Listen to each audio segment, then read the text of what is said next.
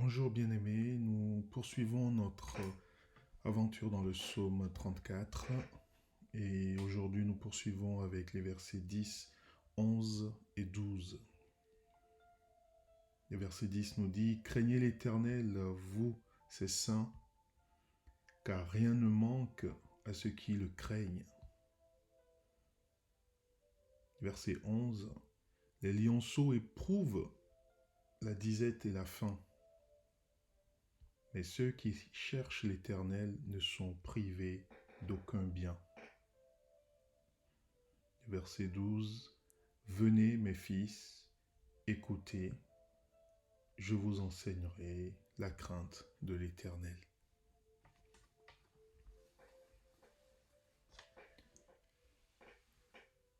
Craignez l'Éternel, vous, ses saints. La crainte de l'Éternel.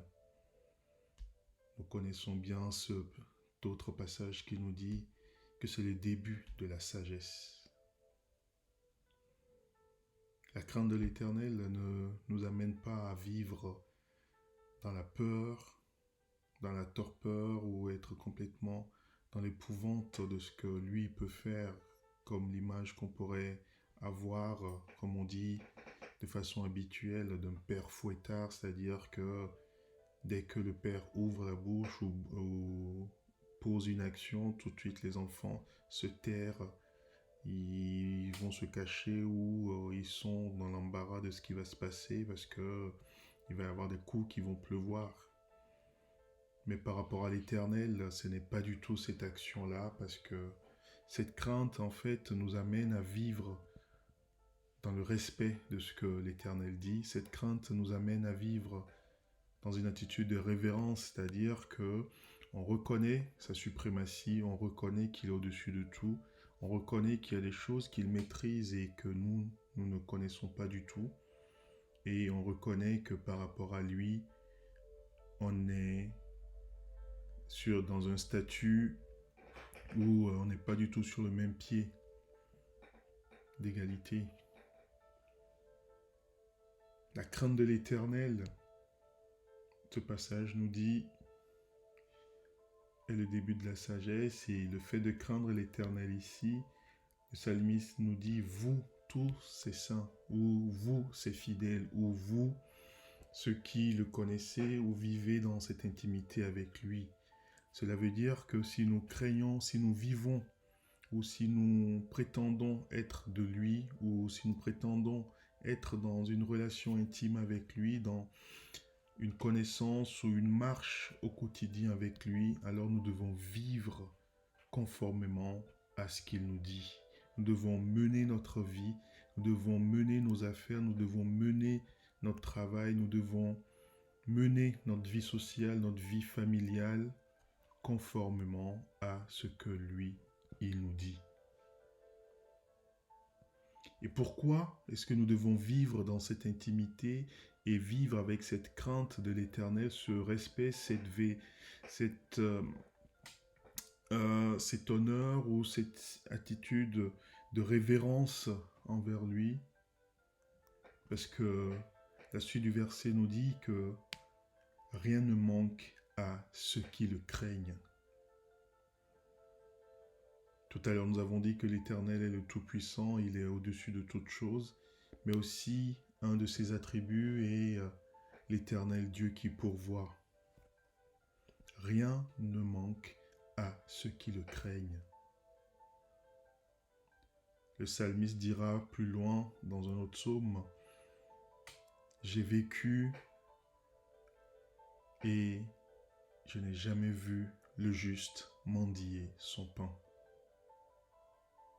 Nous nous rappelons de la traversée du désert par le peuple juif, où l'Éternel chaque jour venait et pourvoyait à leurs besoins au quotidien. Et il leur avait recommandé aussi de ne prendre que la quantité nécessaire, que ce soit avec la manne ou la caille.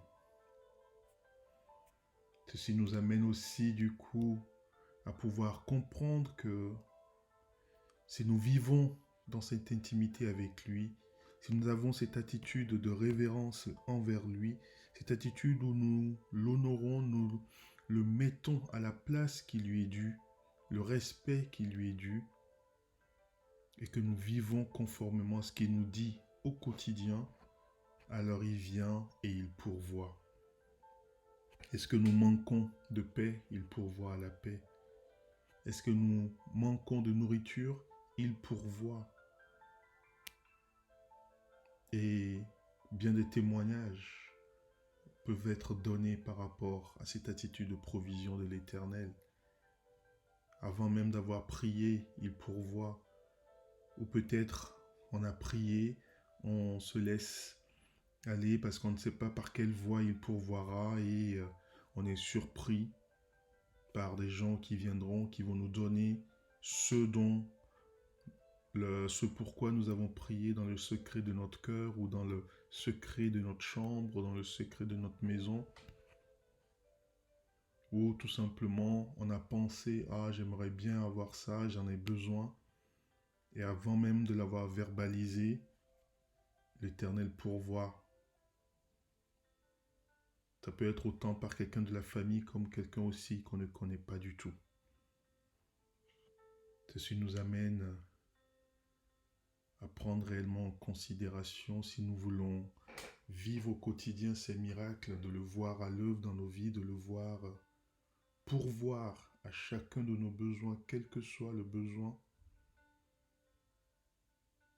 à partir du moment où c'est conforme à sa volonté, il pourvoit. Fais de l'Éternel tes délices et il accomplira ce que ton cœur désire. Ce n'est pas pour se vanter, ce n'est pas pour faire tout et n'importe quoi, mais en faisant de lui nos délices, alors nous ne pouvons que désirer ce que lui il désire. Et en ce moment-là, c'est avec joie qu'il pourvoira. Les lionceaux éprouvent la disette et la faim. Dans certaines versions, on parle des riches, mais ceci pour dire que ceux-là qui ont le pouvoir de pouvoir acquérir des choses, ils vivent la faim, ils vivent le manque. Mais ceux qui craignent, qui cherchent l'Éternel, ne sont privés d'aucun bien. Ceux qui cherchent l'Éternel ne sont privés d'aucun bien. Est-ce qu'aujourd'hui tu cherches l'Éternel de tout ton cœur, de toute ton âme, de toute ta pensée? Au plus profond de toi, est-ce que tu es réellement en recherche de qui il est? Alors si tu es dans cette quête-là, sois-en sûr, tu ne manqueras d'aucun bien parce que c'est sa promesse, c'est sa parole qui nous le dit. Il pourvoira à cette paix-là qui te manque parce que tu te tourmentes à propos de ton avenir, tu te tourmentes à propos de la situation de ta famille, tu te tourmentes à propos d'une maladie ou d'un problème quelconque. Mais la Bible nous exhorte à chercher l'Éternel pendant qu'il se fait encore trouver. Dans cette période de grâce où il se laisse trouver, et si nous le cherchons réellement de tout cœur, lui il est prêt à se révéler, il est prêt à nous parler, il est prêt à montrer qui il est, l'Éternel qui pourvoit, le Jéhovah Jireh.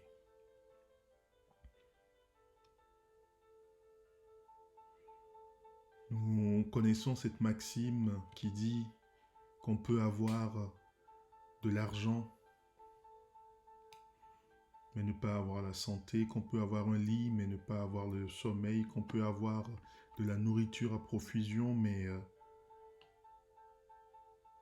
ne pas avoir l'appétit et bien d'autres choses encore. Mais ce passage nous invite à vivre dans l'espérance, à vivre dans la foi parce que ceux qui le cherchent, ceux qui le craignent, ceux qui vivent conformément à ce qu'il demande, alors l'Éternel pourvoira à chacun de tes besoins. Cherchez, vous trouverez, frappez, et l'on vous ouvrira, demandez et l'on vous donnera.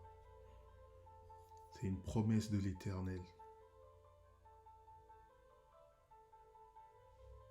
Venez mes fils, écoutez-moi et je vous enseignerai la crainte de l'Éternel.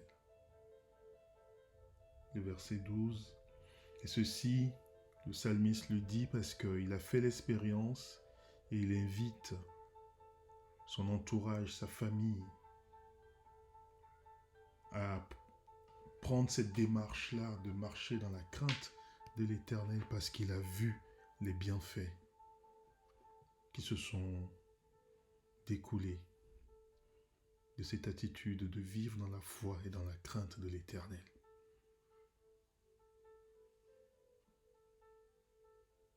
Ceux qui marchent, qui cherchent l'Éternel, ne manqueront de rien.